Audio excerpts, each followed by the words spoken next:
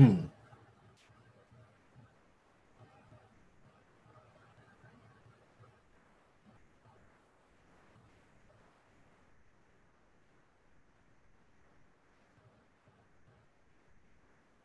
good morning, ladies and gentlemen. I'm Jeffrey Daugherty.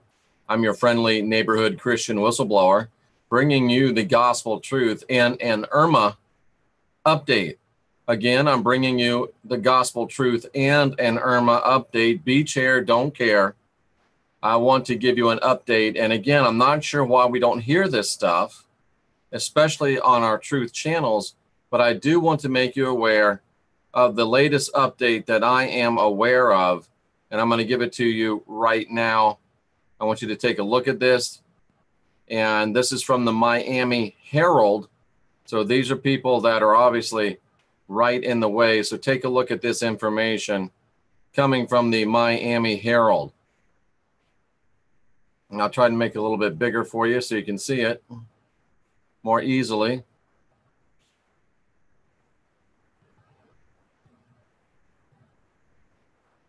Okay, now let's look at this and let's read it and understand the whole thing. From the Miami Herald. Today's Miami Herald. Irma closes in on South Florida's east coast by Jenny Stelovich. Irma tightened its aim on South Florida's east coast Wednesday as one of the most powerful Atlantic hurricanes ever recorded, trampled one island after another on its path. In the latest update, the National Hurricane Center forecaster said they're confident Irma would continue its west-northwest track over the next 2 to 3 days as it nears South Florida and the Keys. It's expected to make a sharp listen to this. As it nears South Florida, it's expected to make a sharp turn to the north. Now, if you look at this, if it makes a sharp turn to the north, it's making it, here's Florida. If it's coming this way and it makes a sharp turn to the north, where does it go? It goes over open waters. And that's what we're telling it to do. As it nears South Florida, it's expected to make a sharp turn to the north, steered by a low pressure moving across the U.S. So again, there's a low pressure coming in here. And if you watch the maps, you can see there's a low pressure blowing right through here. I don't know if this one's going to show it or not. Yeah, see, look at this low pressure. You can see a low pressure blowing up through here. So there's even the satellites are showing that it's what they're saying.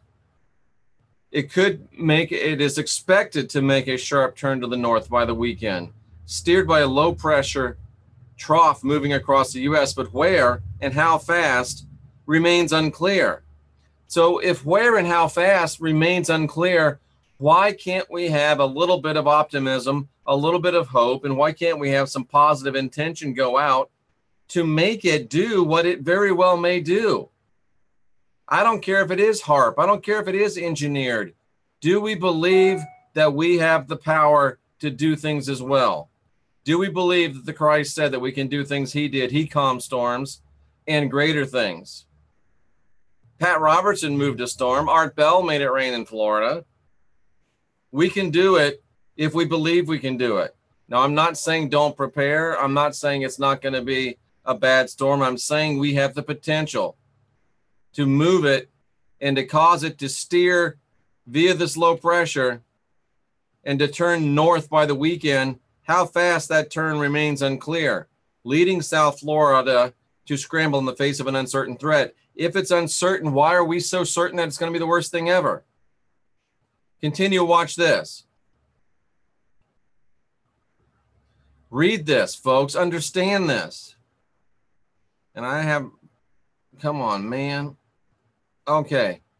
Track models have generally made the turn sooner, sending the storm up Florida's east coast or across the Bahamas. But some reliable models also still track the storm slightly west, and forecasters warn that the margin of error is 175 miles or more. Why is all the news horrible? It is expected to make a sharp turn to the north by the weekend, steered by a low pressure trough. Where, how fast that turn occurs remains unclear. Track models have generally made the turn sooner, sending the storm up South Florida's coast, across northern Bahamas, over open water. But some still do track the storm slightly west. The margin of error is 200 miles or more after 4 days. The margin of error is 200 miles or more still after 4 days. Let's look at this. Miami. Okay, 200 miles or more is still the margin of error. 200 miles or more.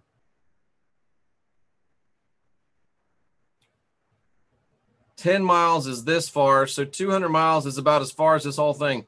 200 miles of error. 200 miles of error is the distance between Miami. It's about at least the width of this state down here. So you could have 200 miles of error all the way out here to the Bahamas pretty much. So if you're talking about 200 miles of error, this thing is coming up here up to 200 miles. It could go right up here. It could go right up here. It could go right up here. It could go here. It could go here. It could still go here. It could go out here. There's 200 miles of error, and all of the most reliable models, they just said, according to the Miami Herald, show it turning sooner rather than later. The most reliable models don't have it hitting Florida. They have it turning and going into the ocean. Now, I'm not saying it's not going to hit Florida. I'm saying it's out here. I'm saying there's a low pressure trough moving right across here. And I'm saying that there is the possibility, at least a 50% possibility we saw yesterday, that this thing could end up out here. And if we will do the work of the Christ calmed the storm. The Christ said, peace be still. And the Christ said the things that he did, we would do, and even greater things than he did, we would do. So all I'm saying is every 11 minutes after the hour, rebuke this storm. Irma, we rebuke you. Irma, we rebuke your winds. Irma, we rebuke your waves. Irma, peace. Irma, be still. Irma, turn north over open waters. Irma, turn north over open waters.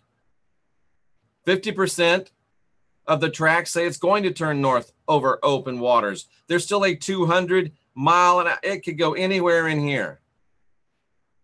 If you're talking about just what the facts are saying. It could be in my backyard, or it could be out here in the middle of this ocean. And there's a 50-50 chance either way. How about a little 50-50 news? How about a little hope?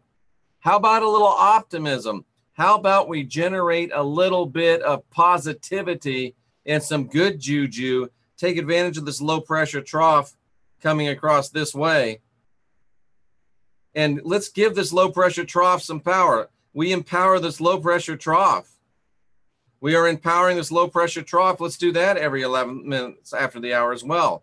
We empower this low pressure trough. We rebuke Irma. We rebuke her winds. We rebuke her seas. We empower the low pressure trough. Peace be still. Move into open waters. Turn north. What is wrong with that? And why am I the only one saying let's do that? But I'm not. Thankfully, George Norrie last night called for a group consciousness exercise to do exactly what I'm suggesting. Thank goodness for George Norrie. George Norrie is a good man, a smart man, and a great broadcaster. And he has called for the same thing I have. I love me some George Norrie.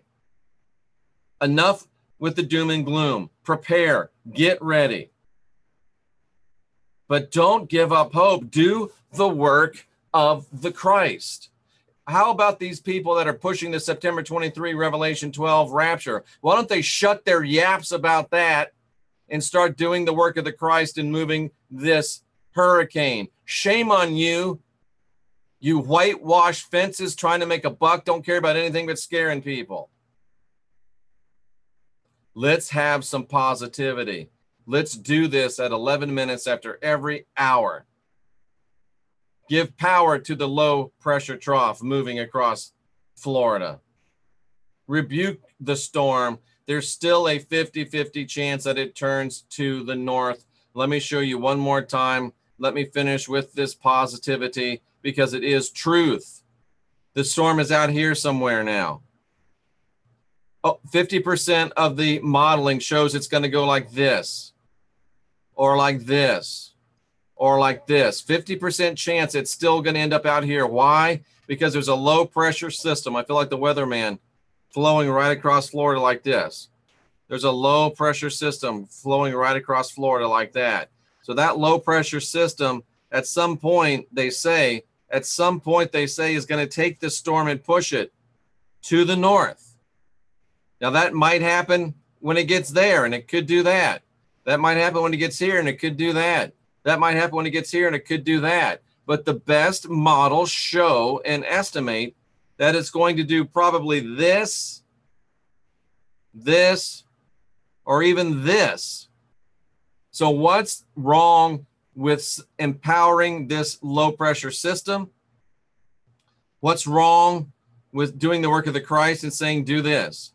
Doing the work of the Christ and saying, do this. Doing the work of the Christ and saying, do this.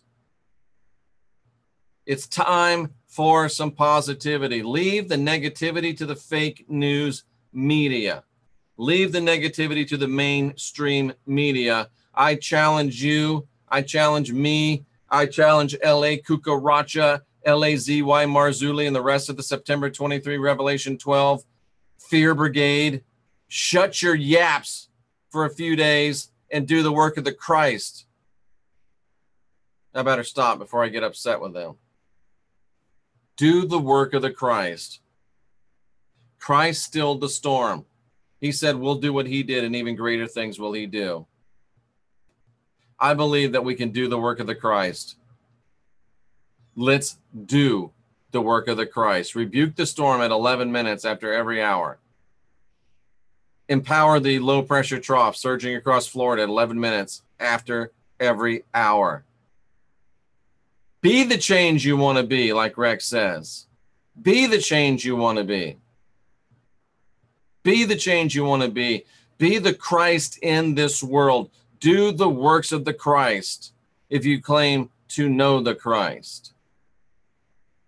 Are you going to be Chicken Little, or are you going to be the Christ? Be the Christ. Do the Christ. We are the Christ. I'm Jeffrey Daugherty, the Christian Whistleblower, bringing you the gospel truth about Hurricane Irma. Be the Christ. Do the Christ. You are the Christ. 11 minutes after every hour. Empower the low-pressure trough. Rebuke Irma. Do what Christ did and greater things than he did, because he said it. He said it. I believe it. That settles it. I'm Jeffrey Daugherty, the Christian Whistleblower.